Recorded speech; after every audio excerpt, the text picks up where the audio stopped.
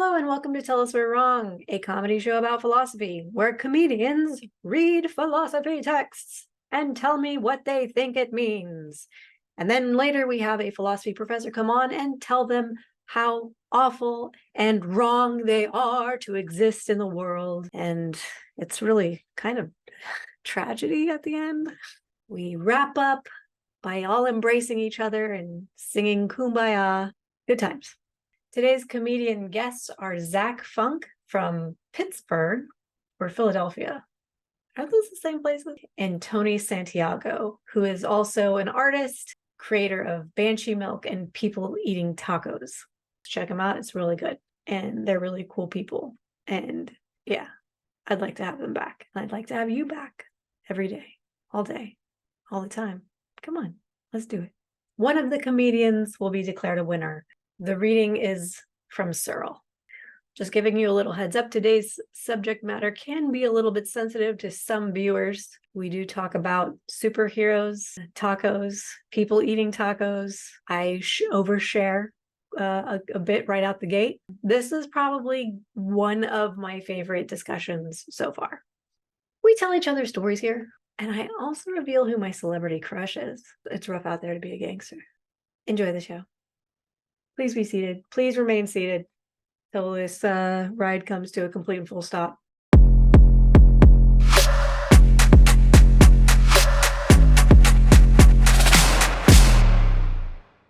What psychological and philosophical significance should we attach to recent efforts at computer simulations of human cognitive capacities? In answering this question, I find it useful to distinguish what I will call strong AI from weak or cautious AI, artificial intelligence. According to weak AI, the principal value of the computer in the study of the mind is that it gives us a very powerful tool. For example, it enables us to formulate and test hypotheses in a more rigorous and precise fashion. But according to strong AI, the computer is not merely a tool in the study of the mind. Rather, the appropriately programmed computer really is a mind, in the sense that computers given the right programs can be literally said to understand and have other cognitive states. In strong AI, because the programmed computer has cognitive states, the programs are not mere tools that enable us to test psychological explanations. Rather, the programs are themselves the explanations. I have no objection to the claims of weak AI, at least as far as this article is concerned. My discussion here will be directed at the claims I have defined as those of strong AI, specifically the claim that the appropriately programmed computer literally has cognitive states and that the programs thereby explain human cognition.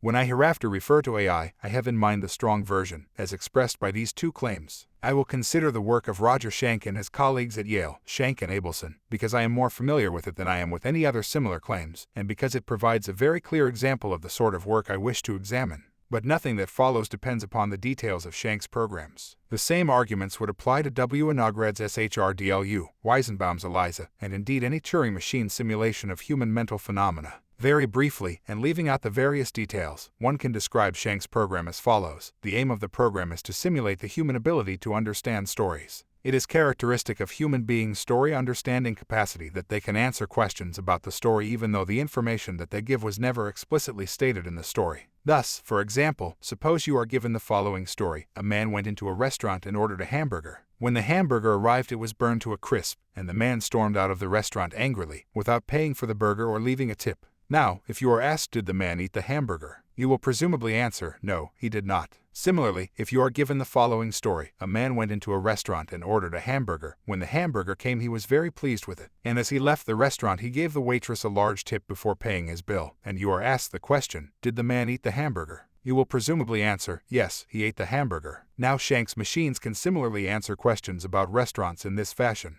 To do this, they have a representation of the sort of information that human beings have about restaurants, which enables them to answer such questions as those above, given these sorts of stories. When the machine is given the story and then asked the question, the machine will print out answers of the sort that we would expect human beings to give if told similar stories. Partisans of strong AI claim that in this question and answer sequence the machine is not only simulating a human ability but also one. That the machine can literally be said to understand the story and provide the answers to questions, and 2. That what the machine and its program do explains the human ability to understand the story and answer questions about it. Both claims seem to me to be totally unsupported by Schenck's work, as I will attempt to show in what follows. One way to test any theory of the mind is to ask oneself what it would be like if my mind actually worked on the principles that the theory says all minds work on. Let us apply this test to the Schenck program with the following Jettingken experiment.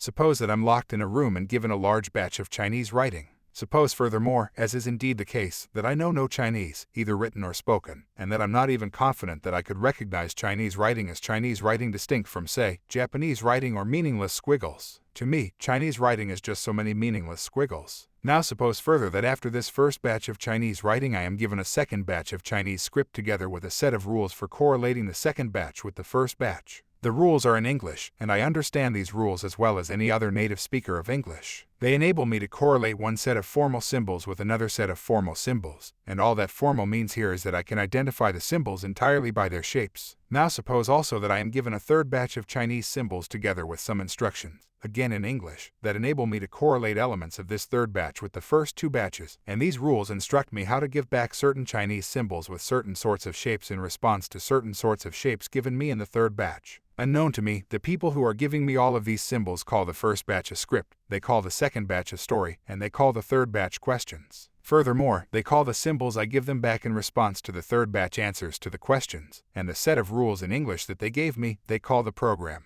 Now just to complicate the story a little, imagine that these people also give me stories in English, which I understand, and they then ask me questions in English about these stories, and I give them back answers in English. Suppose also that after a while I got so good at following the instructions for manipulating the Chinese symbols and the programmers get so good at writing the programs that from the external point of view, that is, from the point of view of somebody outside the room in which I am locked, my answers to the questions are absolutely indistinguishable from those of native Chinese speakers. Nobody just looking at my answers can tell that I don't speak a word of Chinese. Let us also suppose that my answers to the English questions are, as they no doubt would be, indistinguishable from those of other native English speakers, for the simple reason that I am a native English speaker. From the external point of view, from the point of view of someone reading my answers, the answers to the Chinese questions and the English questions are equally good. But in the Chinese case, unlike the English case, I produce the answers by manipulating uninterpreted formal symbols. As far as the Chinese is concerned, I simply behave like a computer. I perform computational operations on formally specified elements. For the purposes of the Chinese, I am simply an instantiation of the computer program. Now the claims made by strong AI are that the programmed computer understands the stories and that the program in some sense explains human understanding. But we are now in a position to examine these claims in light of our thought experiment. So this is the first part. So hi, welcome to the show. So we've got Zach and Tony, and now I actually know Tony from doing comedy in New Mexico, and I've seen him do stand-up, and you have this bit about your mom and like the way that you were born that I would probably say is one of my favorite bits I've ever seen in an open mic. It just it endeared me to you. Oh, thank you. And then I Zach, talked about my mom and my birth. yeah, you did. You had this bit about the way that you were born and then how your mom kind of responded to that. And Oh, I have mom issues myself, so I think it was it was very funny and charming. Oh, I have major mom issues. Yeah. Yeah, so do I. I've got dad issues, so there's that. See, I've got I got those too. I've got mom and dad issues too. So I always Oh. wondered, because you know how guys assume that women with dad issues are kind of slutty. So Or if we hope. we have mommy, if we have mom and dad issues, does that cancel out, or does that make me like a super slut? Oh, that's a good question. Yeah. I would say, I mean, any kind of slut is great, but maybe a super slut. Maybe. I think that's up to you to decide how you feel each day. Yeah. Well, I know from I guess I've done like my own case study, and that's not necessarily so I guess what happens with me is I just pick one and I just bang the shit out of him. There you go. There you go. Yeah. But, So this might be too TMI, like right off the bat. Oh, No, that's the way to be. Comedians are best doing TMI, I think. Yeah. No, Yeah. I remember I started seeing my girlfriend a few months ago. We met online, and after talking back and forth, like texting for a day or two, I had said to her, like, hey, listen, I know this is a really strange way to get to know someone, but if you want to hear what I sound like and hear most of my life story, you can find my album on Spotify. Oh man. Which is a huge gamble. That's probably what makes people comics is that we're natural oversharers. That is true. Yeah, we have no qualms with oversharing. All right, so so since we our reading is on AI, what I usually do at the beginning of each show is I ask get to know you kind of question, or we play a get to know you kind of game. So this one is AI related. If you could have an artificial intelligence do whatever you wished for it to do, what would it be? Do you mean like chores, or you mean like artistically, or what do you mean? Whatever you think an AI program is capable of that you would find necessary for your life, or that you would just enjoy as part of an added bonus to your life. If it would do, because being a comedian doesn't pay the bills for me, so if it would do my job, my Yeah. job, that would be great. And then I could just like stay home and paint and eat tacos and stuff, you know. I don't know if that's Yeah, if that answer makes sense. No, that's great. Yeah.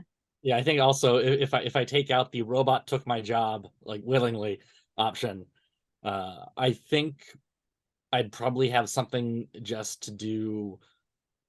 Like I'd want like an AI to bounce material ideas off of, maybe. Okay. Oh, Yeah, that'd be yeah. cool. That would be cool. Because that's like you can put like different settings on it, like you're this kind of audience, you're this kind of audience, you're this kind of audience. Oh, nice, nice. Yeah, Because I that's like always the that. hard thing with like when you're writing material is, until you get to try it in front of different crowds, you never know what's going to work and what's not. Yeah. Yeah, So to have it'd be like like having a friend. yeah, exactly. It'd be like having a gig simulator, but not the kind from the movie. You guys ever had a friend? Sometimes I've had one. I have not had one in quite a while. No, I have one friend. Yeah. I'm just teasing. I have friends, but that's a good idea to bounce off. I like that. Yeah, I and like you that spare idea. yourself the humiliation of bombing. I don't know though, but see, maybe this is my problem. I actually liked bombing. It was kind of thrilling. I mean, It I is think kind of thrilling. bombing in the right context, like if you get a good story out of it, it's great. Mhm. Well, But if you have like friends in the audience and they see you bombing, it's hilarious because they start laughing with you and it's a good time and everything. But Yeah. at a certain in the beginning, it's terrible though. It's the scariest thing ever. oh yeah, When you're first starting and you're like, I'm gonna die. I think I might die. No, yeah. I've always loved bombing. I don't know. It's just to me, Really, it you're was just like brave, man. it's like being on a roller coaster. But I have seen people at open mics look completely dejected after bombing a set, and I just feel so bad for them. Oh, that used to be me. I would just curl up into a ball, you know. Yeah, you learn to roll with it, and Right. like or like the worst I ever bombed was probably the first time I was paid to headline a show, Mhm. which was a great time to have, Yeah, that's because it was like this fundraiser show for like a local like high school sports team, and Oh man. one of those kind of things. So Yeah. it's BYOB, all the parents are shit faced, uh, and I'm the third comic to go up. And before the show, they had talked to the O2 comics, and I were like, "Hey, we're going to do a 50-50 raffle before your headliner set." And I'm like, "No, that's a bad idea because that Yeah. means you're stopping the show." Mhm. That's And the so worst. And oh, go ahead. Sorry. yeah, so that means I have to restart the show. Oh And Wow. my God. they agree to do the 50-50 raffle at the end of my set. I'm like, great, okay. First comic goes up, does fine. Second comic goes up, does fine. It's my turn to go. And right as I'm about to walk on the stage, one of them pulls me aside and says, "We're going to do the raffle now. It's just going to be 5 minutes." Uh, and that five I minutes turned into a half-hour break. Oh my gosh. So it's all these I used people with to. like bottles of hard alcohol at tables. And when the show's been stopped for half an hour, people think the show is done. Oh So, yeah. so They start socializing and talking, and Mhm. yeah. yeah, so Yeah. I'm the asshole. Like half an hour in, the one event organizer just goes up to the microphone and goes, "Okay, here's your headliner, Zach," and leaves. Oh my gosh. So I spent like 15 minutes trying to get people to listen, like killing their fun. 15 minutes of just bombing because I was the person killing the fun. And luckily, they'd given me the check before I got on stage, and the exit was right beside the stage. So Oh, at like you got lucky. so at like 35 minutes in, I just put the mic back in the stand and was like, "You folks get home safe." left, went to the first ATM I could find to deposit that check. Yeah. You got so wow. lucky. I've never been paid ahead of the time.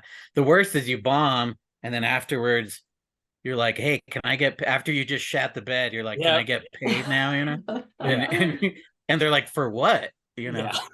yeah, Yeah. I have oh man, I used to memorize everything, Yeah.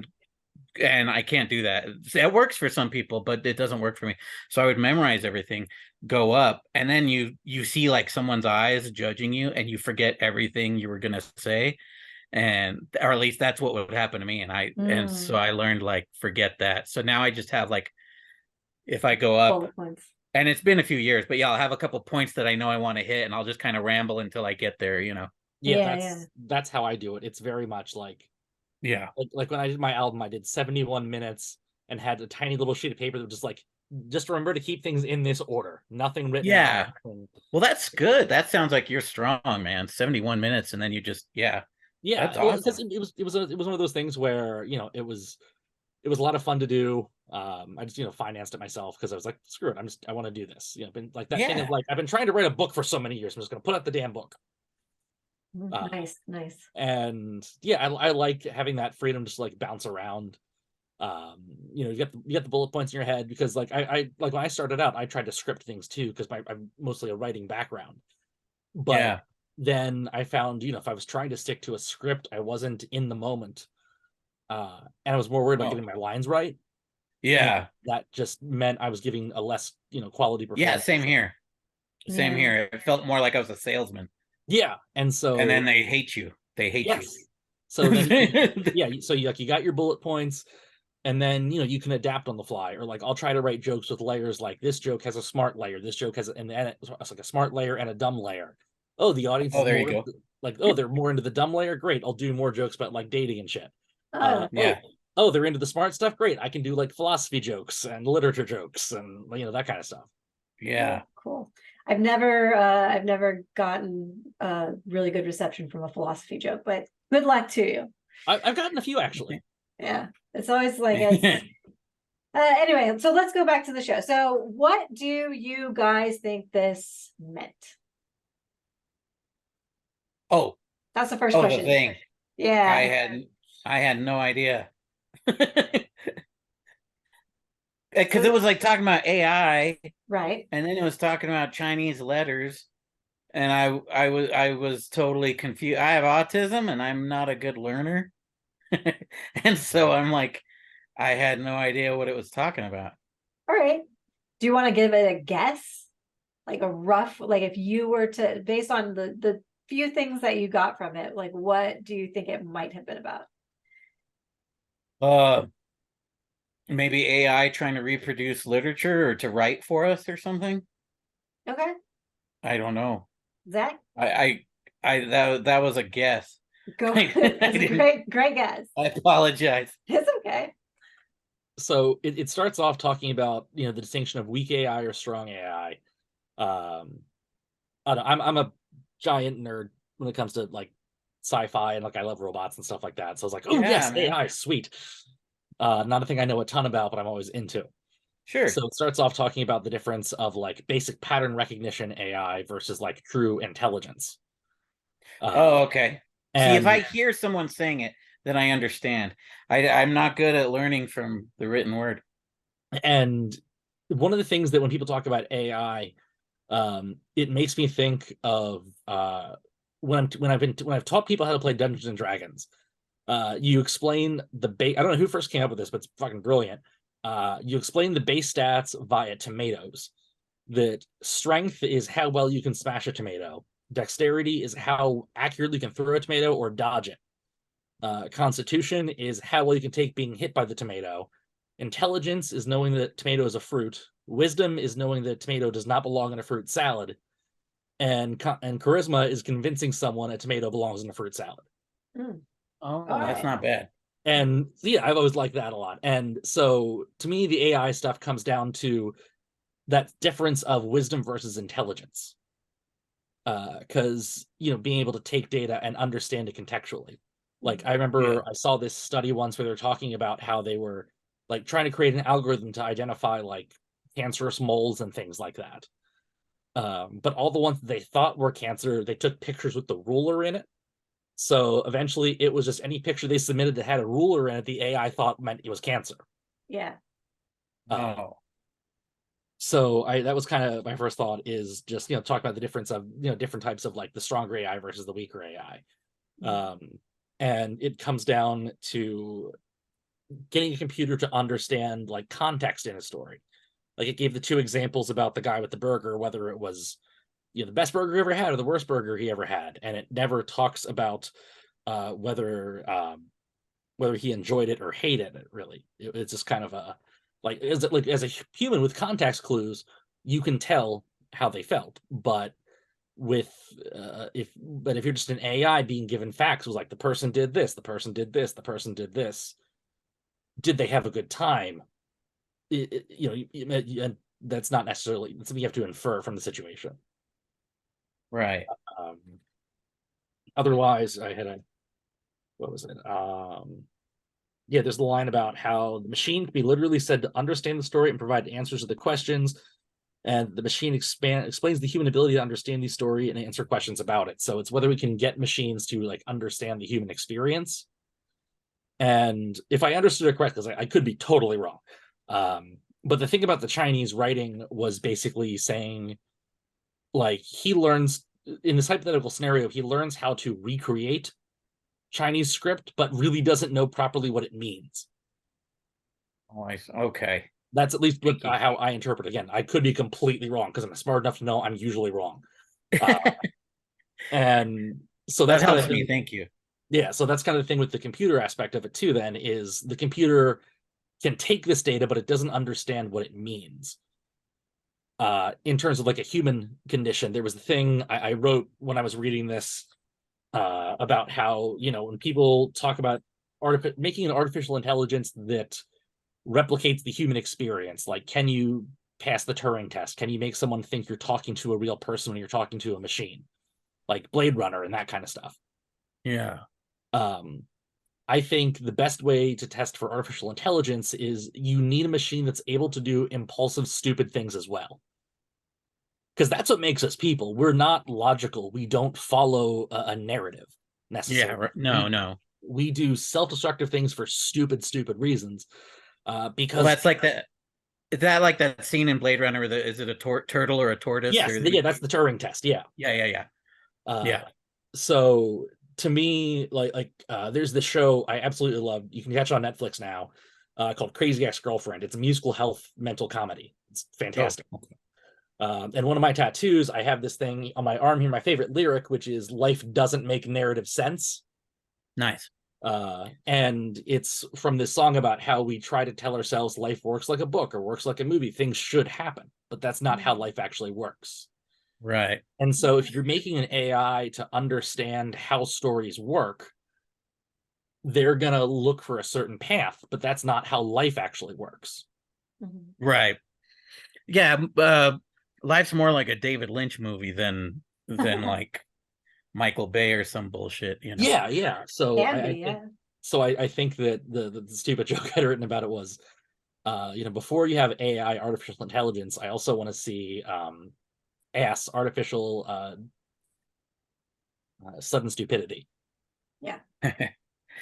A friend of mine had one of those AI apps that makes art, art. And I paint famous people eating tacos. That's cool. Thank you.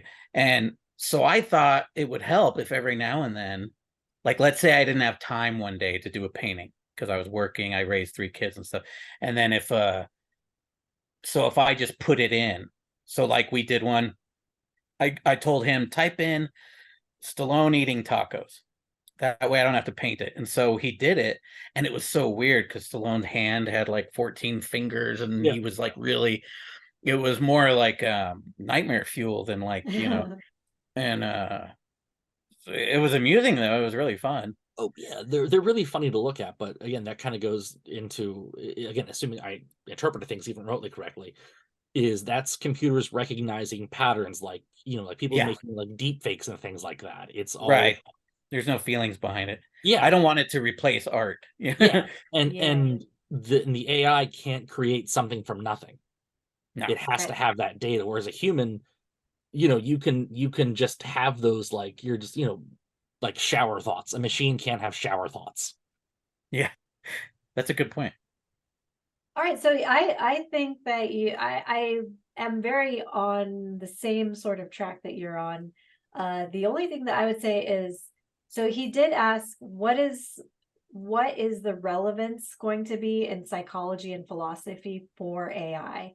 And what he's basically saying is that he does not believe that a machine at this point or at this stage of the game is going to be able to replicate human thought because of that thing that you were talking about with the Chinese characters, right? So you can learn to regurgitate back information if you're told this is what I want you to, this is exactly how I want you to respond to this specific question. And so you can learn to regurgitate that without necessarily knowing what it all means, right? But he's saying, can a machine learn? And to me, I think the fact that the word learn was missing was a little bit strange to me, Yeah. because that's ostensibly what he's trying to get at is, can a machine learn in the way a human being can learn, to the extent where we wouldn't be able to recognize the difference? And so I'm a huge nerd too, and I listen to a lot of Lex Friedman, and he's been doing a lot of episodes about AI and, especially like Chat GPT and stuff like that. And how can we get close to that, and at what point do you think a machine can actually achieve consciousness, right? And the thing that I keep hearing is that the way humans learn is we have this lifetime of these experiences, and the way a machine learns is it's fed data. So what's the difference between a lived experience and just a data eating machine? Are we supposed to try to answer? No, I'm just saying this. I think this is what the question is. Right. And I think he's saying that, according to him, he does not believe that machines are going to ever get there. I mean, I hope they don't, but at the same time, when the robot revolution comes, I will totally take a metal body if given one. Yeah. I'll just wrap myself in tinfoil and swear my allegiance. Yeah. But like, why? I think that guy is overestimating humans. He's overestimating? Or I underestimating? think overestimating, because I think that obviously, like what you're saying, where you take your life experience and then you sort of put it through a filter of emotion and experience. But I don't think humans do that as much as we're supposed to, because I remember the kids, when I was a kid, I did terribly in school. I mean, F's all around and stuff. And I knew kids who did like straight A's, and only a couple of them were actually smart. Mostly they would just memorize the data being fed to them and parrot it back, so in a sign, so they knew what to say in ways that I didn't, because I wasn't learning either. But so they were doing better than me. But I was at that time teaching myself to think. I think, you're supposed to learn to think, and that's the thing that computers don't seem to do, is think. Like you say, they sort of just they mix up a bunch of data and then regurgitate something back to you.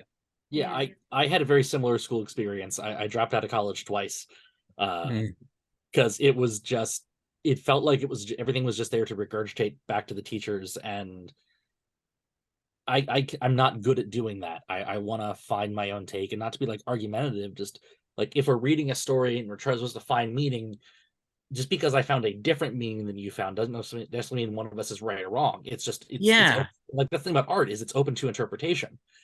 Exactly. And like, I had this class where it was a class on Shakespeare, and my teacher had a doctorate in Shakespeare. It sounds like real fancy kind of people. And then I kind of broke my teacher because I convinced them that Romeo and Juliet were in hell. That's interesting. Because we were talking about how, the teacher brought up the idea of, is it a romantic story? And I'm like, no, it's not. No, it's a tragedy. Yeah, that, it's like a 14-year-old and a 12-year-old who meet each other, fall in love, and die within the course of a day. Yeah. And so I had turned to the rest of my class, like I felt like a jerk doing this, but I turned to the rest of the class and I was like, hey, everybody close your eyes, think about your first middle school crush. Do you think you should have killed yourself over them? Right. And who I don't know. Do you feel very amorous when you think of dead children? Yeah. And then yeah, I don't know. and I wasn't like prepared for this argument or anything. And then my teacher says, well, at least they're like together forever in the afterlife. And I said, That's an like, awful. I know that was, yeah. Yeah. So I'm like, fine, then let's run with that idea. You know, based on where the story takes place, Romeo and Juliet were Catholic. They committed a mortal sin. They went straight to hell. Like, I'm agnostic. I don't believe in that shit. But Yeah. Yeah, I don't believe in it either. But I mean, with your theory, like if they were they Catholic? Did it say that? I mean, like based on when and where the story takes place, being like 1400s Catholic, yeah. Italy. Oh shit! I didn't think about that. Yeah, they Yeah. probably were. I guess. They go to purgatory, I think. Yeah. Oh Like yeah. Catholicism. I thought Is it was purgatory in the Old Testament? I know is that New Testament or Old Testament? I can't remember. I don't know. I thought Catholicism had a purgatory for It- people who committed suicide.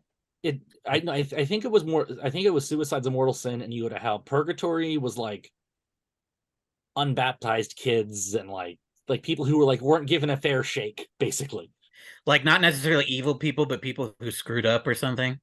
I don't know. I've always had trouble with the idea of hell, and that's a whole nother bit. Yeah. Oh, of course. But Yeah. I think at one point the church, like in the past like 20 years, kind of like got rid of purgatory. I don't remember okay. for sure, but I could have sworn there was a George Carlin bit about how they stopped doing purgatory. Oh, okay. Gotta look Oh, that that's up. hilarious.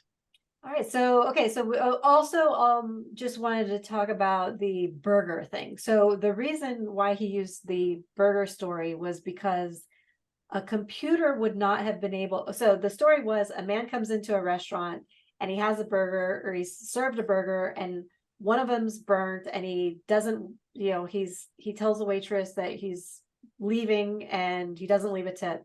And then the other story, the burger comes out fine and he tips the waitress generously. Now, a computer would not be able to answer the question, did he eat the burger? But a person would be able to come up with that just based on their own life experience. And that's one of the arguments I think that he was making in terms of the difference between learning based on experience or learning based on just being fed the material to then I Yeah, see. because this computer clearly never worked in customer service. I've had different jobs where people come in, this is the worst thing ever, I'm never coming back here again, and then they come back the next week to buy more. Yeah, or they've eaten the whole thing and they've somehow hated it. Yeah, exactly. Right. So it doesn't, like, and that's what I was saying about people not making sense. Like logically, yes, this was bad. I did not eat it. Goodbye. Okay, I'm going to ask a stupid question. When someone is programming AI like that, does the computer know that it doesn't have a mouth? Like, can it relate? Because, like, we like to put food in our mouths because of the delicious taste or whatever, but like the computer doesn't. Well, I mean, it knows probably that we have mouths. I'm sure someone tells them that, but like, right. Is it but if self-aware? you bother to type in, and I'm assuming because I'm a layman that someone is typing and creating AI like that. I don't know. But and then they're like, you don't have a mouth, computer. And then the computer's like, oh, the horror. The and existential crisis of being a computer. yeah, because like if the two of you had mouths and I didn't, I'd be so jealous right now, Also, I wouldn't have a lot to say. That is true. I think I don't know for sure, but I think the way a lot of this AI stuff works is it ends up turning just life into math formulas. Oh shit. Like if this, then this, then this. It's a lot of if-then statements. Mm-hmm. So you can have the thing of, man orders hamburger. Burger is burnt. If man orders hamburger and burger is burnt, and then burger is burnt, if then burger is burnt, and the man leaves angrily, like you can kind of like do like a logical progression kind of thing. Yeah. Mm-hmm. Right. But if the computer had the ability to say, I don't have a mouth, then you'd have to have a level of self-awareness to know what you're missing, because a computer can't know what it's missing. Yeah, and it can't know what it's missing, but also it can't relate. Yeah, it's not I think relating is a lot of how we form opinions and thoughts about shit, you know. Mhm. Yeah, that's it. So let's go on to the next question is, so using this reading kind of as a backdrop, how do you have a personal story that you can relate that somehow ties into all of this?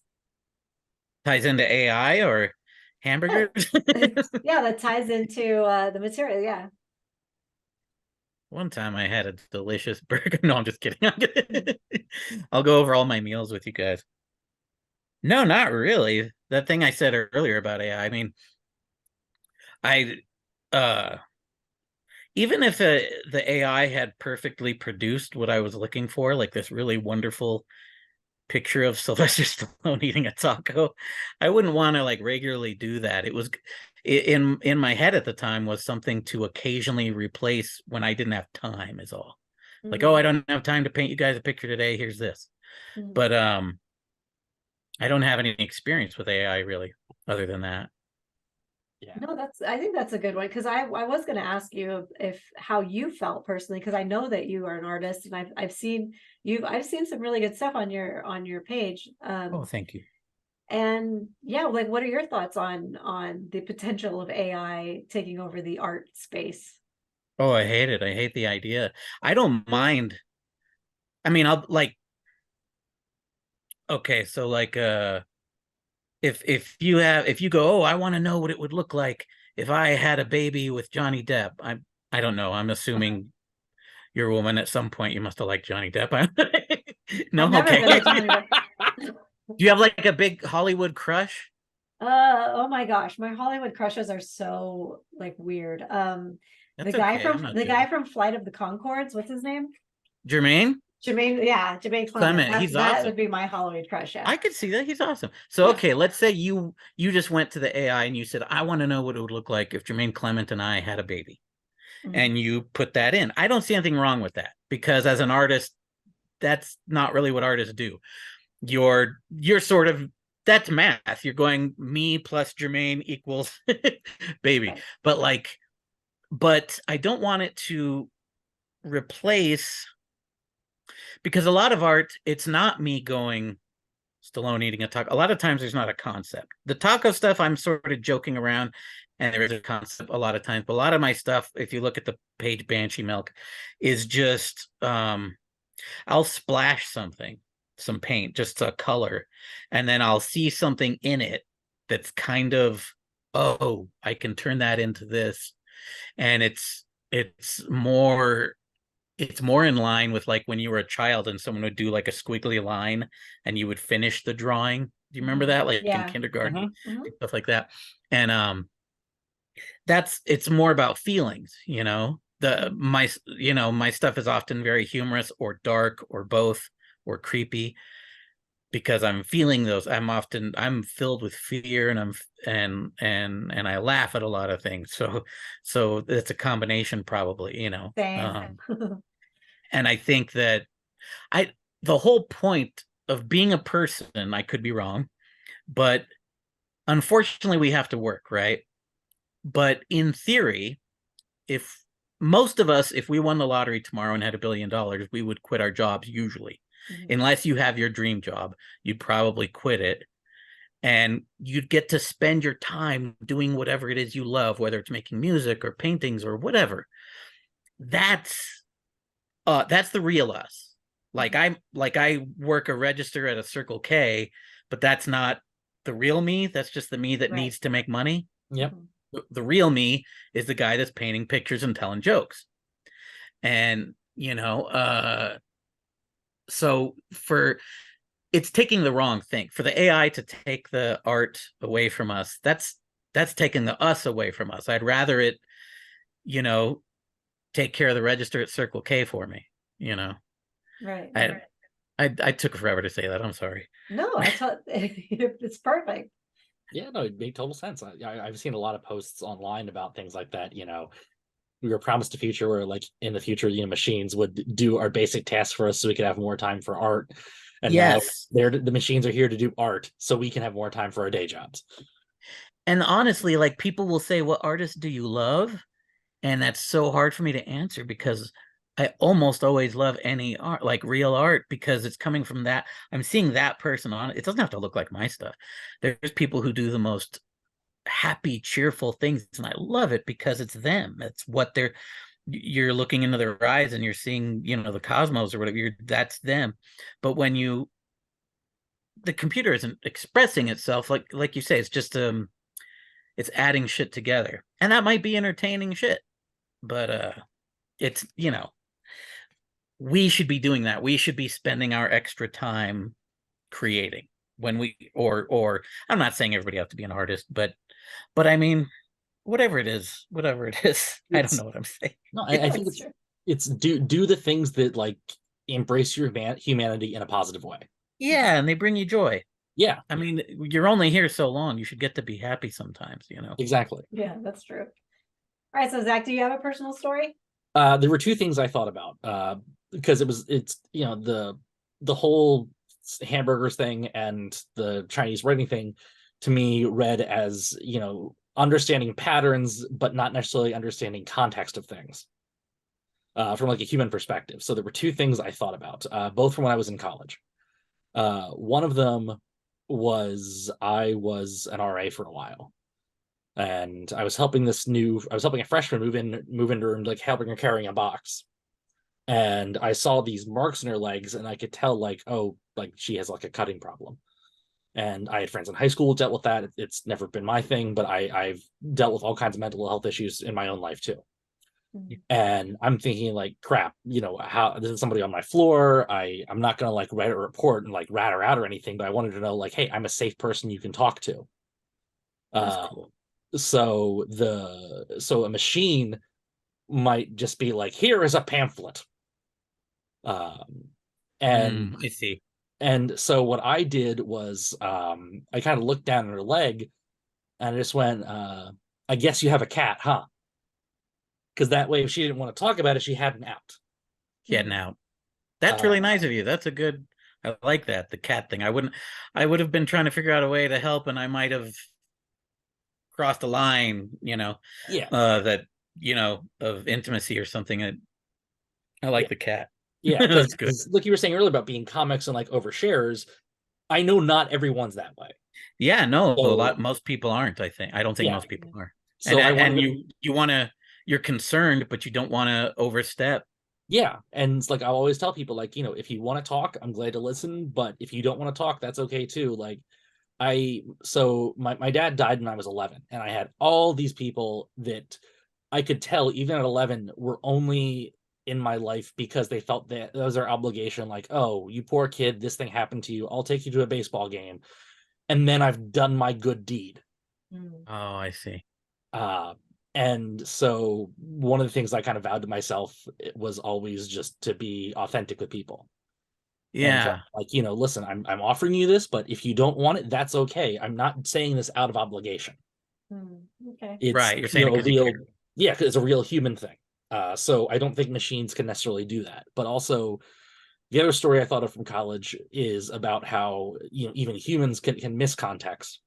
So the one night we're in the dorm rooms, it's like 1 a.m. and there's a pizza place down the street that closes at 2. And my friends and I are all hungry. I'm like, I really want a good slice of pepperoni pizza. And nobody else wanted pizza. They all wanted like sandwiches and wings and crap. So I called the place and I put in the order for delivery. And I'm like, yeah, we'll take, this, Italian sub, some wings. And because I knew they were closing soon, I said, is it too late just to get like a sliced pepperoni? Because I know they sold pizza by the slice, but I also know like they're closing soon. They might not have slices left. And they're like, oh yeah, sliced pepperoni, no problem. So 20, 30 minutes pass, the food gets delivered. I go to pick up the food, and they give me the food all in just one brown bag. There's no pizza box. And I thought, well, I ordered a sliced pizza. Maybe they like wrapped it in foil and put it in the bag or something. Get back up to the dorm room, and there's no pizza at all. So at first I'm like, what the hell? Like they totally forgot my piece of pizza. And then I see down to the bottom of the bag this little silver thing. They had given me like 10 slices of pepperoni. Oh, wow. Just wrapped in foil. Nice. Because they took my request of, can I get a slice of pepperoni, as I want just slices of pepperoni. Oh, shit. Oh, okay, I get it. they didn't Right, figure out the right. context of I wanted a slice of pizza with pepperoni on it. Oh. And and granted, like when you're calling a place that specializes in collagens at 1 a.m, yeah, they're probably high, so I can't fault them. But Or they but- think there are 10 people that are high that all just want one slice of pizza. yeah. So so that's the thing about how if you put in that computer program, if you called a pizza place that sells pizza by the slice and you asked for a slice of pepperoni, would they bring you a slice of pizza? The computer's gonna say, well, of course they did, but the computer can't factor in people get high and make stupid human mistakes. That we can laugh about later. Oh, I do. So those are the two things that I really thought about in terms of how an AI can't pick up on context in a sensitive way, and at the same time, it can't make stupid mistakes like that. Yeah. Well, I hope that I don't make myself sound like an unfeeling computer, but I was kind of like that as a kid. I would take things far too literally. And I'm on the autistic spectrum, and I remember as a child eavesdropping on a conversation my mother was having with her friend, and her friend says to my mother, "Oh, I'm so happy my dad quit drinking." And I became so concerned. I said, "She's evil. Like, she wants her dad to die. If he doesn't drink anything, he's going to die." You know what I mean? And, because I was taking it literally. He's not going to have water. He's not going to have anything. He's just going to die. And I was like, and I judged her. Right? I was like 6, and I was like, "Man, you're terrible to your dad." And of course, you grow up and obviously she meant quit drinking alcohol, and that was, and he had a big problem, so that was a good thing. But, as a child, I couldn't decipher that, and they had to explain it to me. But I feel like that's kind of like your pepperoni story. The computer doesn't know, they're just like, "Oh, this poor sod quit drinking," and he's going to die. It makes sense to have that happen when you were a kid, though, because as a kid, you don't have information. And you don't know you don't have information. Right. And none of my first grade friends had any drinking problems. Yeah. That's true. If only they did. Then you would have gotten it. It would have all made sense. Yeah. Yeah. Yeah, I don't know. I think the AI can kind of make that mistake. Because I can see that. Like, what if you write something the wrong way? Like, what if you don't use grammar correctly and it does do the whole switcheroo on you? I don't know.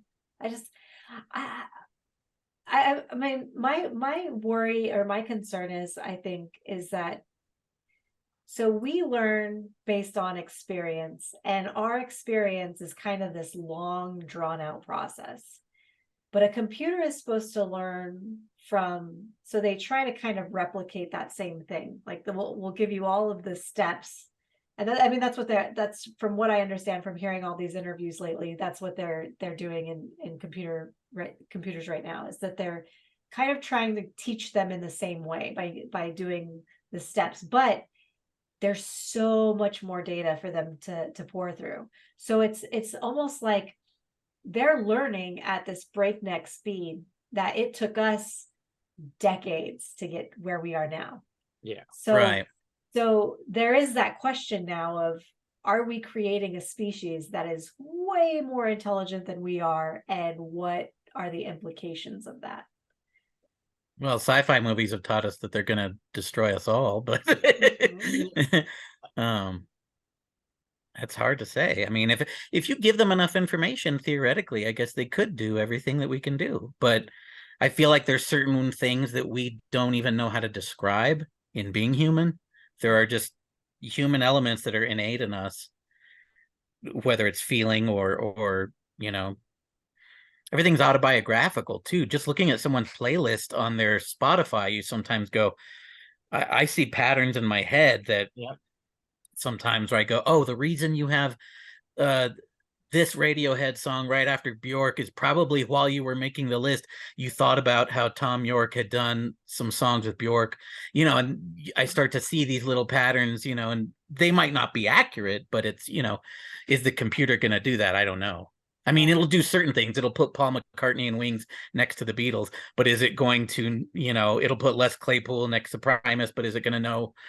I don't know. I think sometimes we do things in such an autobiographical way that even the cold elements of life we personalize.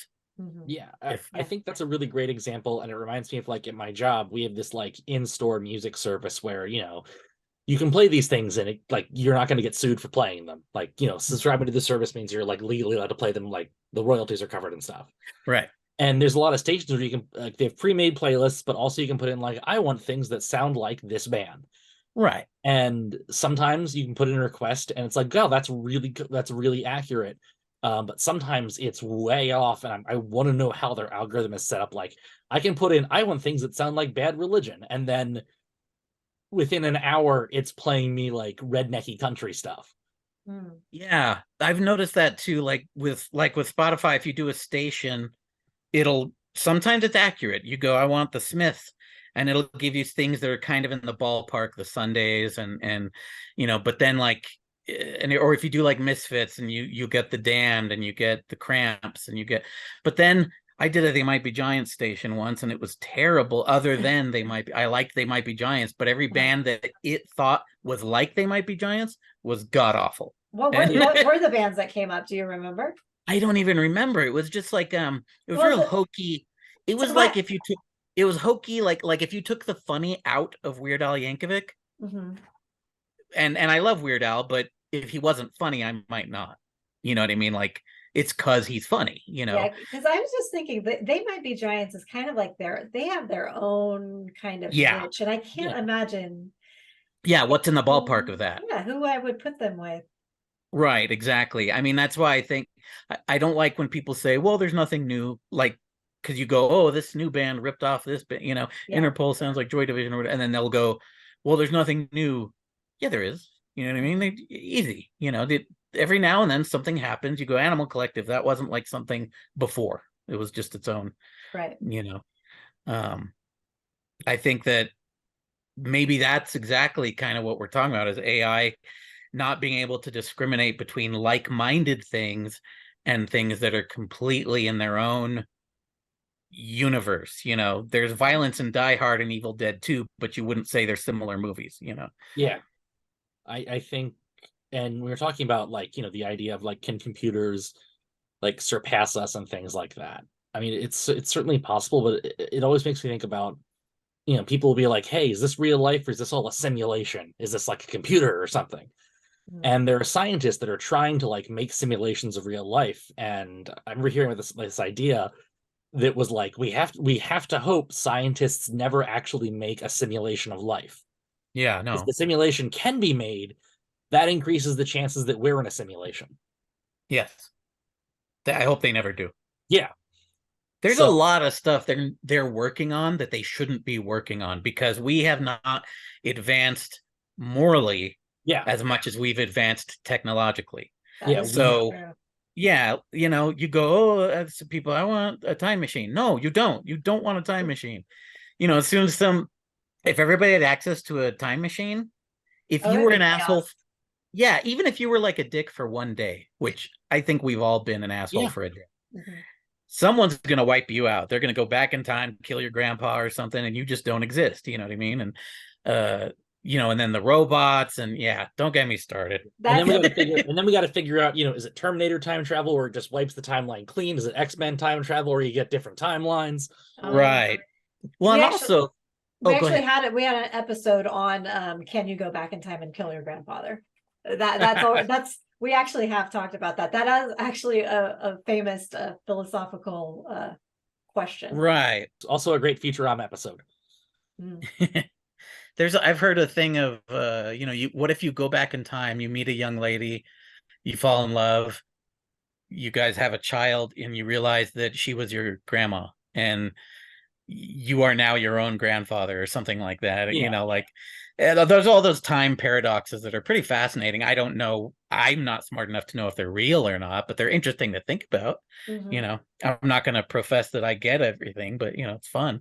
I feel like with how the past few years have been, if there were time travelers, they would have shown up. Like there would have been somebody in this weird silver suit at January 6th, just like documenting, because like, I want to experience it live. I want to see what it was like. Like, Yeah. well, what if they're embarrassed? Like, what if in their time it's like a social no-no? You know what I mean? Yeah. Like there's masturbating in public. yeah. Some people are all right with that. Yeah. Like But well, like Louis had that bit about pedophiles. So like, let's use that as an example. People don't usually come up to you and go, "Hi, I'm a pedophile." You know what I mean? They're very secretive about that because they know that we hate them, right?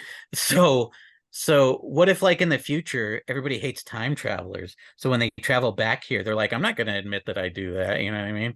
Yeah, because maybe time travelers are the ones that created all this fuckery in the first place. Yeah, maybe it's their fault. Then you get the paradox stuff, though, of, you know, if you created the fuckery, then you wouldn't have gone back in time to see the fuckery. And yeah, one of the paradoxes that I have a hard time with is going back to, I'm okay with that concept that you can go back someday, or that we'll have that tech one day, but the idea that you could go back and find something that wasn't, that doesn't make sense to me. Because you'll hear little stories about like, you went back, I'm screwing it up, I'm not making sense, and you find something that couldn't exist without you, or see, that's how mixed up I am. Never mind. This is a good thing to edit out. No, that's pretty much what the whole going back in time to kill your grandfather. That's the whole paradox, is that there is, and this is assuming that you don't create another timeline. This is assuming that multiple timelines do not exist. But right, you can't go back in time to kill your grandfather, because if you did that, you would never exist. And also there was well, you could do it as suicide. But you would also have you would never have created yourself. Like you would never have been created in order to have gone back to kill your grandfather. Okay, I see what you mean. So that's where the paradox is. Yeah. Yeah. So yeah. There's a really cool book. If you're into like time travel and paradoxes and stuff like that, I recommend reading. It's called How to Invent Everything: A Guide for the Stranded Time Traveler. Okay. It's by this author named Ryan North, who's very, very funny. And does his research though. And the idea of the book is it's a guide as if you were a time traveler stranded somewhere. And it tells you like how to figure out what year it is based on where the stars are. Or like, okay, let's say you want to make a computer out of nothing. Well, first you're going to have to invent math. Here's what we know about the invention of math. We know this was invented at this time. This was invented at this time. So in theory, if you make Archimedes' theorem in the year, 5000 BC, well, then you've really set things ahead of time. Right. Maybe the time travelers are the reason why pyramids are a thing. I really hate, I'm going to be honest, I really hate the aliens created pyramids, because it's like so underlying racism. But yeah. Yes. Well, white people couldn't do it in Europe, so of course it has to be. Right. I like your reasoning for hating it, because I've heard, I don't think aliens did it, but I love that you hate it because it's kind of racist. It is racist. It's because we've seen advanced cultures, like the Aztecs were completely advanced, and the Spanish came over and fucked everything up. And then we could have, it's the whole like standing on the shoulders of giants. Like, how much more could we have progressed had we not done this stupid shit? But whatever. It's kind of like saying anything that's strange to me is done by a bunch of dirty foreigners. Yeah. Completely. I like to say that have aliens been to the planet? Have we like encountered them? I have no idea. But the idea that mankind is the pinnacle achievement of everything is a really disappointing universe. Yeah. Oh no, I believe aliens exist. I just don't know if they're coming here, and I certainly don't think they're building stuff for us. I feel like there's probably like a little tourist pamphlet of people that are like, don't go to this city, you'll get shot. Don't go to Earth, you'll get shot. Yeah. Well, oh, exactly. I think that's what we did, right? That's at least that's what they're saying, is that's how we found out that aliens exist, is because we shot down some craft or whatever. But I don't know. I don't necessarily believe it, because there's just too many scientists that have not had access to any of this, and suddenly it exists, and we just have to believe it without any kind of proof whatsoever. Yeah. Well, that thing, what was it, a few weeks ago, where they and And people keep making memes going, "Oh, the government has come clean about aliens." No, they didn't. They weren't listening. A few guys said they saw something weird. And That's that's pretty it, much it. Mhm. Yeah. You know, they could have dropped acid and watched a Terry Gilliam movie, you know, and oh, I saw something weird. Well, yeah, you know. And it actually, in a weird way, that takes us back to the computer stuff too, of we don't have context for those things, and so we try to make context. We try to pull something from out of Oh, nowhere. I know. Yeah. And Yeah. the computer wouldn't necessarily have that ability because it doesn't know what it doesn't know. Yeah. That's mind-boggling to me when people assert all these things like, okay, if there's aliens, then they're this smart and they're this kind-hearted, and what? You don't know that, you know, maybe they're like every movie, they're smarter than us. What if there's like a society of like just total dumbasses? You know what I mean? Like They just got they're just lucky. they're really sweet, maybe, but they're just the dumbest, you know what I mean? Well, that's like there's this bit I've been working on about, because like thanks to a lot of movies, like more and more people are familiar with the concept of a multiverse now. Yeah. So I had this bit I tried to write 10 years ago, and it's like, nope, this is too nerdy, and now I can do it again, and so I'm so excited. But it's about how I think it's really arrogant that we're always the good universe. Yeah. Yeah. It's just like this is not the best of all possible worlds. I'm sorry. Who was the philosopher behind that? Voltaire made fun of him in that book that he wrote. Yeah. Was it Kierkegaard? No, So you're thinking about Candide, because I love Candide's one of my favorite books, but I forget which philosopher he's making fun of. But yeah, Leibniz, I believe. Yeah, all is for the best, and this the best of all possible. This is the best of all possible worlds. Yeah, and yeah. If it is, pants because our legs are shaped that way, and we wear glasses because we have noses to rest them on. Like, I was thinking about what you had said about technology not keeping it. So our bodies, because just thinking about our nervous system, because I've been doing a lot of research on the nervous system and how to fucking calm the fuck down, and our bodies are still very, very primitive. We have very primitive responses to stress. You know, we do that, you know, the tiger fight, flight, freeze, fawn thing. And I think fawn might be somewhat relatively new. But our bodies are not adapted to respond to the way that technology is moving as quickly as it is. And that's kind of strange too. Well, I mean, because society hasn't adapted either. Like, if you look at the world, like, there isn't a hunger problem, there's a supply chain problem, and there's a greed problem. Mm-hmm. There is enough thing. There is no reason there should be things like homelessness or these kinds of things. We have the space, we have the ability, but there's this primal thing in us that is so afraid of personally going without, and so we see people as the other. Mm-hmm. And it's they're not in my tribe. And the idea of, you know, it's not, there is one antelope, this is the only antelope left, if I don't eat this antelope, someone else will. Mm-hmm. Now it's no, there's enough antelope to go around. And, you know, you might not get your fancy golden antelope, but this other person's not going to die in the street. Right. So that's because everybody wants their favorite thing, and instead of something that's good enough. And we haven't evolved past that yet, and that's, I would like to just call that petty human bullshit. And we haven't evolved past our petty human bullshit yet. And, you know, we all screw up, we all have our good days and our bad days, our days where we're the good kind of human or the bad kind of human. You know, it's like, you know, how, you know, we talk about like mental illness or even just perspective, or like, you know, are we seeing the same stuff? It's all relative to your experience. And I think things like empathy are things that you have to learn one way or another. Mm-hmm. And if you're someone who has always had and never really suffered, you're not gonna have that thing where it's like, all right, well, crap, this really hurts, this was a hard experience, I want to try to help other people not feel that way.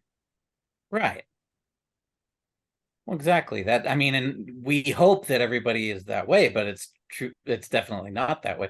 But we want, hopefully, you know, we Mhm. want people to be that way. We hope to raise our children to be that way and stuff. But you don't know, like, if everybody woke up tomorrow with $1 billion, how many would give anything to charity? Yeah. I think a lot of people would just try to figure out how to make their second billion. No, and that's the thing that, like, to do like a nerdy rant again, is one of the reasons I really like Superman as a character. It's not that, oh, here's this super strong guy who can fly and, is basically a god among people. It's the idea of a person who has those abilities and chooses to use them selflessly. Yeah, because he could take over the world, but he doesn't. Yeah, think about all the people out there that, you see what happens when people get power, like just money, or people following them. I mean, the past few years have been a horrifying sociological experiment to live through with Trump. Yeah. Yeah. Oh, yeah. But there's Well, Superman lost his world, right? So he wants to make sure that we don't lose ours. Yeah, but even then, it's still having those human moments. There's this great book called All-Star Superman. Oh, yeah, I read that. Yeah, I have. So there's this scene in All-Star Superman where, skipping a bunch of complicated bullshit, Superman essentially is dying of cancer and only has so much time to live. So the story is, what does Superman do when he only has so much time left to live? And it's near the end of the story, and there's this scene where he stops a runaway train and drops the train off at the station. You see all the people running off the train, and you see various speech bubbles of what they're saying. And the one person just says, don't worry, I'm on my way. Mixed in with all the others. And then a few pages later, Superman's talking to Lois, and then he's like, wait, I gotta go. And it cuts to this girl on the roof of a skyscraper, and she's crying, and she drops her phone off the skyscraper, and you can tell, like, oh, she's gonna jump. And what I love about it, and I get emotional when I talk about this for a couple of reasons, so I'm sorry. That's okay. Is that they don't do the obvious thing of, like, she jumps and then he catches her and drops her at a hospital. I was like, get help, citizen. It's this thing, he just kind of lands behind her. I can't remember. And says that, your doctor really did get held up, because the doctor was the one running off the train. And he says, it's never as bad as it seems. You're stronger than you think. And just gives her a big hug. And it's that's cool. Moment of human compassion. Right. And again, for the comic oversharing stuff, I mean, this will come up on video. I have a tattoo of that scene. Oh, that's awesome. And I got That's that to mark 10 years after my thankfully own failed suicide attempt. Oh, hey, I'm glad you're still with us, man. I'm very glad to be here too. And that's a cool tattoo. I painted him eating a taco. But that's cool, because no, I agree with you. And not to take us too far off the subject, but I do think that all this craze with superheroes, they need to show them being heroes. They're just fighting most of the time. Yeah. And I'm not against a good action scene, but aren't they supposed to be helping? Like, just punching each other doesn't really help me, So, like, if they were real, hypothetically, pretend, just for a second that superheroes are real, like, Superman should get his super breath and fix global warming, blow on the glaciers and make them real big again. And I think he would. He's a really nice guy, and I think they need to show that. Like, I liked in the old Superman movie, they showed him getting a cat down from a tree. Yeah, like that's a very simple thing, but he's helping a little girl, like, be happy. Like, superheroes are supposed to help, and I think a lot of times it's just CG punches, and I think that comes from people that run studios and things thinking like computers and saying, okay, this thing had lots of punches and a blue sky beam at the end, and it made $1 billion. So everything needs to have a bunch of punches and a blue sky beam at the end. Right. You lose the heart of what actually makes it important. It gets repetitive. They should be adapting books like Sin City, where you actually take the book and adapt it, and but I mean, that goes with philosophy also. There's a lot of philosophy in comics. There's a lot of you could argue that the tale of Superman as a baby is like Moses going down the river in the but he's in a spaceship going to but they save the baby, and and Batman's just opera. I mean, that's just tragic, a child watching his parents die, and and then he swears at their grave that it won't be like that, so and a lot of that stuff is very philosophical and stuff at its best. At its worst, it's just punches and you know. Yeah. Oh God, someone's robbing the bank. I'll stop them with violence. Right. Yeah. And then Yeah. violence begets violence. So Yeah, how do you guys think that this ties into what's going on today? I think we covered a lot Yeah. of it Well, I mean, already. yeah, like even like I was just saying a moment ago, if you look at like the current strike in Hollywood about, not like the writer's strike about not having movies pumped out by AI. Mhm. Because you can make a program that easily says, these movies made $1 billion. Yeah. Well, and they Take could these make features. the stuff that they're making now. Yeah. Because a lot of it's pretty mindless, Yeah, but to have something that has real heart, Yeah. I like last year the best film I saw was Everything Everywhere All at Once, and there's Okay. no way I haven't seen that yet. machine. It's amazing, like both I've heard it is. for story wise and philosophical reasons, and but there's no way a machine could have pumped that story out, even though it's a multiverse story. A Right. machine could have pumped out Doctor Strange too, because it follows Yes. the beats. Yeah. Yeah, it can make these Spider-Man movies and stuff, but it can't do Wes Anderson or David Lynch or the original Rocky or Taxi Driver or I don't think that a computer could do that. Yeah, and then that's how I look at comedy too. Like most of my comedy is very personal, very story based, and like I see people that are really like quote unquote successful comedians, but they're doing the most just bland, uninspired, generic material. Yeah. And like, yeah, people love it, but it doesn't say anything. Yeah, And I don't know that I'm smart enough to judge them because there's comics that, and I'm not going to say names, but there's famous comics they just kind of say relatable things like, don't ask me to watch over your snacks when you leave the room because I'll eat them, yeah, And it's like, well, that's not really a joke. I mean, you're just saying you like snacks, and so do I. I'm not saying that's a wrong view to take on snacks. I don't want to divide my audience here. I'm pro snacks. I don't want to be too controversial, but I'm pro snacks. That's what I came here. That's what I came here to say. That was your message. That's my philosophy. yeah. Right. But I do think that there's a lot of them that are just saying relatable things. And then people, because they felt good being related to, they assumed it was funny. Mhm. And they're like, yeah, I don't feel like going to work tomorrow either. Yeah. But that's not funny. It's just a good point, or whatever. Yeah. It's like the movie stuff of, okay, was that a good movie, or am I just excited because I like Spider-Man? Right. And we don't often see the own flaw in I like horror movies a lot, and I even like them when they're bad, but I don't lie to people. I admit that they're bad. Yeah.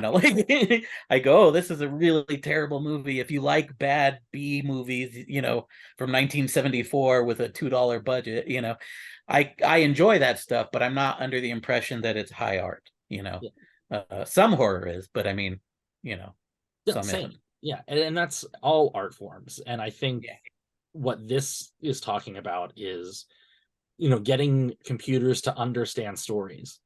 Yeah. And if they can understand stories, they can create stories. I don't know. I have this kind of life philosophy that, like, in the end, all we really are is stories.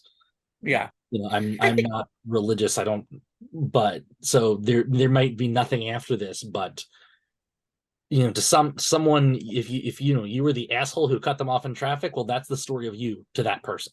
Mhm. Yeah, or that's true. You're right. Time you were nice, like I was at my bartending job tonight, and just this guy who was drinking had started talking about comedy he likes, and I mentioned it about doing stand-up, and he had said he's wanted to try stand-up for 4 years but just can't work up the nerve, and he's got a notebook and all this kind of stuff, and I was like, all right, hey, here's some tips and here's places you can go, and here's like stuff to help with the anxiety the first time, and here's things I like to do. They're not rules, it's just here's how I do it. Yeah. And that guy might never get on stage, or he might be the next big thing, right? And you don't know his perspective. Yeah, but his life experience, he might go, Zach Funk is the nicest guy I ever met, he gave me advice, he helped me. Or he might say, Zach Funk is so full of himself, he thought I needed advice. Exactly. We don't know how that guy's going to look at it. Yeah, so all we can do is at least try to, we're all going to screw up. We're all going to be human. Yeah. By the But way, I think you're nice. thank you. I think you're very nice as well. Thank you. But yeah, so that's It's, machines understanding stories to, I would assume then. yeah, they're going to get the mechanics of the story, but they're not going to have the feelings, and they're not going to invest their own experience in that story. Yeah. So it's going to be lacking. It's going to be, I guess, the basics. It'll be a Van Damme movie. It'll be Yeah. It won't be. There's not going to be heart. There's not going to be. Or like the art you were talking about with you doing, having like famous people eating tacos. That's an idea that formed in your head that you independently thought, this would be a fun thing to experiment with. And Sure. And the AI can make a thing of Stallone eating a taco. Yeah. But it's not going to understand why that needed to be made. You just told it to do it. Right. And yeah, because sometimes there's jokes underneath it, like I did Gandhi eating a taco, and Gandhi's not known for eating a lot,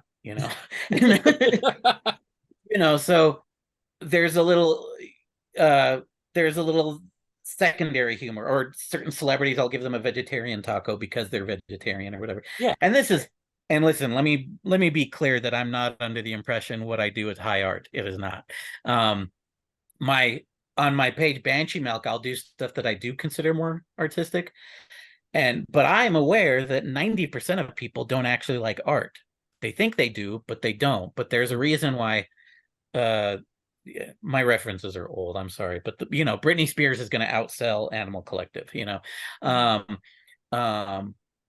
So I knew that I wanted a gimmick, one that was hard to rip off. Somebody can steal your art and say, I did this painting of Batman. Yeah, but you're Batman. Yeah, but no, he's eating a taco, so that shows that it's me. Nobody else paints him eating a taco. That's not what he's known for. So it's a way of signing it. And then also, I used to be super fat. I don't want to brag and make you guys feel small, but I was super fat, and I've been super fat too myself. Yeah, but I love tacos, right? And I was gorging on so many, and then one day I realized, okay, so I didn't have the inner power to just stop and not replace it with something. And I have to be productive. It's kind of an obsession. So every time I want to gorge on tacos, which is just about every day, I paint someone else doing it. And then emotionally, I'm having them. Okay. But my hands are too busy painting. I can't actually eat anything. And so I've been losing weight. Wow, that's great. And I've done about 2,000, and 4 of them are good. That is 2,000 tacos you have spared yourself. Yeah. Who didn't somebody famous, and I think you said it was Norm Macdonald, retweeted you? Yeah. A few. Norm Macdonald liked a video I did where I was playing Andy Rooney on my YouTube. He was my hero. I absolutely adored him. Like I've shed many a tear over his death. Gilbert Gottfried, a lot of musicians. Doyle from the Misfits. And then there's a lot of old time. I don't know if you guys remember a guy named Paul Williams. In the 70s, he did like folk songs, and he was in the. He did Rainbow Connection, didn't he?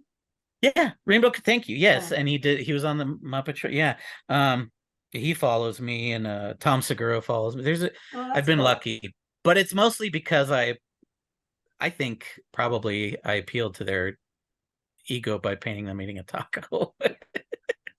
And Todd Barry followed me for a little bit, and then I made a joke about Paul F. Tompkins, and he stopped and he unfollowed me. And that was my lesson on not talking. I wasn't even talking shit. I was just making fun of the tweet that he did. And we bust balls. I love Paul Tompkins. I hope he comes back someday. Yeah, I heard he's a really sweet guy. I always really enjoyed his stand-up, but I haven't seen him in years. I say that like I know him. I don't know him. I mean, haven't seen him on TV in years is what I mean. Yeah. I don't know. There was a band I liked growing up called the Throwing Muses, and Kristen Hirsch from that band follows me. George Wallace. There's a few, but Fred Stoller, but again, it's not so much that they're big fans of mine. I don't want to sound like I'm tooting. It's just that for some reason, my stupidest stuff appeals. The people eating tacos. I wish the other stuff would go viral, but sometimes the people eating tacos is the one that people like more. Yeah, like I remember years ago, I had this stupid joke I wrote and I posted it on Reddit. Just because, like, all right, I'm bored. This amuses me. I'm gonna post this on Reddit. Sure. And I honestly don't know if I ever did the joke on stage. Yeah. But it got all these responses, and then later on the day, my friend sends me this link. He's like, "Yeah, Will Wheaton shared your thing on his blog," and now there's Oh, all that's these, cool. and there's all these people like people arguing about my joke in the comments. That's gotta be There was a surreal. show. Do you guys remember a show called At Midnight on Comedy Central? I got on that once. Huh? I got on that once. Like Oh, cool. one of my things got selected. Yeah, same here. Um, um, it was at midnight, and Chris Hardwick hosted it, and they had done a thing, and I didn't even know it happened. People had to tell me because I wasn't watching that night, but they said something about what the apocalypse would be like or something, and I had done a painting of Chris Hardwick surrounded by zombies and comic books and or something. I don't know. It's been many years, but that was a thing that helped, But I mean, at this level, I'll take anything I can get, Yeah. If this place wants to give you a free hamburger, awesome. Yeah. That'll keep the AI away, you know what I mean? Because I know my burgers, So did you feel comfortable with answering the question of how does this appeal or how does this tie into society? Me? Yes, you. About how the AI ties in? Hmm. Do you think you answered the question? I don't Or I don't think I'm smart enough to answer the question. I think that how is it currently? I think negatively so far is the impact. Is that what you're asking? The impact so far? well, like how would you associate it with what we read? Like what if you could tie in a story from today about AI in terms of like what he's saying? I understood Zach's thing about the burgers. You should, if there's a winner and a loser in this, you should give Zach the win because the I under I understood when Zach said it. When I read it, I was like, I don't understand. Because I'm not a smart fella, you know what I mean? Like if I I'm not a smart fella. I think you're smart. No, you're Well, thank handling you. stuff fine, and we The, all have the different skills. Like I can't paint to save my life. Like I can't Either. like I like to say my stick figures have scoliosis. Like that's how I bad I am at these kinds of Do things. you know what? I couldn't either. I just did it every day until it got, and I'm still not great, but it got better Yeah, just because I was doing it every day. But if you look at the early ones when I first started doing people eating tacos, they're hilarious. They're not hilarious intentionally. Let's put it that way. They're really bad. But yeah, no, I think that the AI is mostly, I'm not seeing, because I think it can do very productive things. And it could, things like, oh, we need to come up with a cure for cancer. Well, the AI could probably fill gaps Mhm. because that's probably a mathematical thing. I would doubt that you need an artist's mind to cure cancer. You probably need a scientist's mind. And I think AI could someday surpass scientists someday. But that's only coming from a layman, and I'm probably dead wrong, but that's just coming from like a layman's opinion. And I don't see them, they're not going to write jokes very well because jokes half the time, some jokes don't even make sense and they're funny, Um, I think that I think I get it though, that they're not infusing their experience so that like the burger thing, they don't know that for me to complain that a burger is burned means that I ate it. So they don't infer that. They don't they're so I get it, but I get it because you guys were saying it. When I read, I go, oh man, I just start to feel sleepy and everything. And No, but that's true though. They actually, I think the statistic came out either today or yesterday that they're predicting that AI is going to actually remove 40% of the middle class jobs. And two of those branches are math and science. Oh my God. Yeah. That's amazing. I've always been the kind of guy who just does manual labor. I've never had good jobs.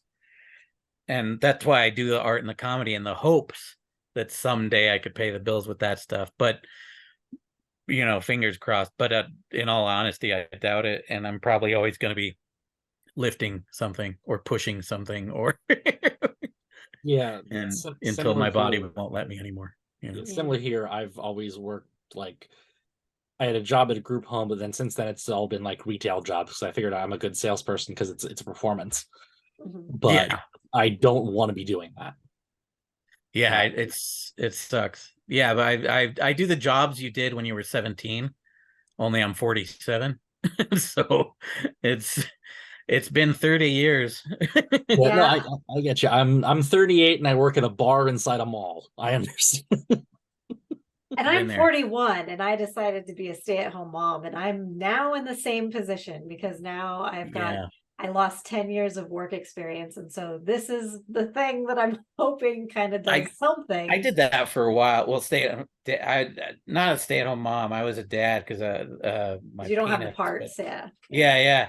And a lot of times my penis will dictate the title. I wanted to be a mom when I was a kid, but I ended up being a dad.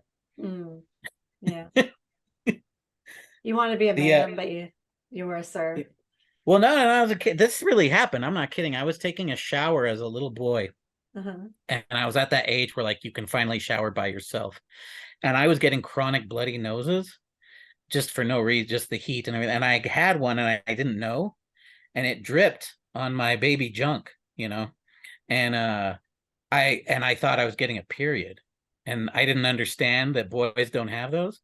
Well, the fact But that I you understood. knew about the periods, that's pretty. Well, because I would listen to my mother talking with her friends. I would eavesdrop a lot. Oh. And I knew that it involved blood down there. Okay. But that's all I really understood. I was very, very little. And I screamed to my mom, "Mom, help, help. I'm having my period." And of course, she laughed her ass off. And she then proceeded to explain to me the truth that I would never carry a child, that I could have one, I could raise one, I could create one, but not by myself, and I wouldn't carry it. And I was sad for a while because I wanted to be a mom because they just seemed more magical, you know what I mean? Aww. And dads were usually a bit smellier and hairier and stuff. Yeah. And and then so that was kind of a bit of a sadness for a little while, but then eventually I realized how it's cool to be a dad too. Yeah, very cool. So the last question is, and I don't mean to like just rush off into the next thing, but we got to make this a certain amount of time or people. No problem. Yeah. So when do you think this was written, and why do you think this was written? And I cannot answer because the material that I was provided had the date on it. So I'm opting out of this question. This is all you guys. When do you think it was written and why? So I'm gonna guess 2003. Just sounds good. And it had like an early 2000s kind of sound to, like, when I read, I hear sentences musically, and more than I take in what they mean, I hear them musically, kind of. There's a meter, and it sounded like that era of writing, but I could be dead wrong. Okay. I had a similar guess. My joke answer was going to be something like, "Oh yes, obviously the work of Plato." But yeah, I was thinking too that late 90s, early 2000s, like my first gut instinct is like, oh, this is a really current thing. But I feel like we wouldn't get a really current thing for something like this. And again, I could be entirely wrong. I haven't, this is all new to me. Yeah, same here. I'm, that's that, computer context thing, or having your gut. Right. Computers can't have crippling self-doubt. Did it have self-doubt in it, or do you mean your self-doubt? My self-doubt, that's what I mean. Oh, okay. That, it can't be like, well, it might be this, but I'm probably wrong because I'm probably wrong. Like that thing where it's like, is that the depression talking? Is that the logic talking? Right. So I also kind of settled on that, like, early 2000s, you know, maybe late 90s, but more so early 2000s. Like, this is, I feel like things have advanced beyond the point that this was written at, Yeah. but not like too far. This isn't like somebody in the 60s talking about like making an AI. Was Jackie, what was that you said? You asked when we thought it was written, but what was the other part of the question? Why do you think it was written? Why do you think Uh, that he thought it was important to make the distinction that computers would not be able to advance the way that, or surmise things in the same way that people would? well, I just had a little thought of what if it was written by a computer and you're just fucking with us? That because would be fun. because you look smarter than me, so Looks are very deceiving though. uh I my I don't know. I don't know. Why would it be written if it was a dude to get girls? And if it was a girl because she cared about the subject matter, like she was in a class, like she was in a class or something, and and if it was a robot, then they wrote it to slowly and systematically take us down until we are nothing more than a fuel for the machines. I think they're going to grind us into a paste and then feed us to robot babies. Oof. All right, Zach. Is that too negative? Is that too dark? It's bleak for I sure. mean, if we're talking AI, dystopia is always going to be a factor. Yeah. But I think for me, my guess, at least, it was written because of things like ChatGPT and other predictive algorithm type programs that people talk about. Because the beginning of it really stuck with me about, you know, the like strong AI versus weak AI, and people think when they hear artificial intelligence, like, oh, I have this app on my phone that will generate things. You know, it's not creating, it's not as self-aware. Like, to me, true AI would be, you know, like those comic book things of like the Vision, like, can a robot cry, like those kinds of things. Yeah. And What versus, is this love? yeah, versus, please explain your feelings to me, father, like that kind of Yeah. thing. Yeah. But whereas, you know, an AI in the way that they're getting used right now, it's predictive, but it's not creating. It can't form new ideas. It can only look at what you give it and recreate things, but not like understand it. And so I thought Right. this was probably something just to clarify what AI is, because a lot of people, when they hear AI, they think like sci-fi movie AI, where Right. really it's like, no, it's not that. It's just a thing saying, like, if you put in a pattern of red, green, red, green, red, green, red, green, and then the next one's probably going to be red. Yeah. All right. So, So you guys think you did okay? no, I think Zach did okay. Again, crippling self-doubt. Yeah. I So, lettered in that in college. Yeah. yeah. So I honestly don't know how I did. I hope I did well, but I'm totally okay if I didn't, because if I didn't, that means I can learn things when we come back to this. Exactly. And that's the whole point of Yeah. the show. All right. Yeah. So And I think I did terribly, but I had a nice talk with a couple of nice people, so it was cool with me. yeah, I had a lot of fun with this. I usually now these usually only last an hour and a half, and we have already gone over 15 minutes. So yeah, we did Oh, have a really robust conversation here, and I really enjoyed it. I think you guys are a lot of fun, and you guys, yeah, again, you seem like beautiful people, both of you. likewise. Thank you. And yeah, I'm excited to see how we did. Yeah. I even though I know the answers to the last question, I will not reveal it. I will let the expert tell us. But yeah, great having you, and thank you for joining me. Oh yeah. Thank Hey, you. This thank was a you. blast. All Yeah, right. absolutely. Anytime. All right. Have a good night, guys. Thank you. Yeah, You really, too. real pleasure chatting with y'all. Great to get to meet you. I hope I get to meet you in person someday. Yeah, You same too. here. All right. Bye. Bye-bye.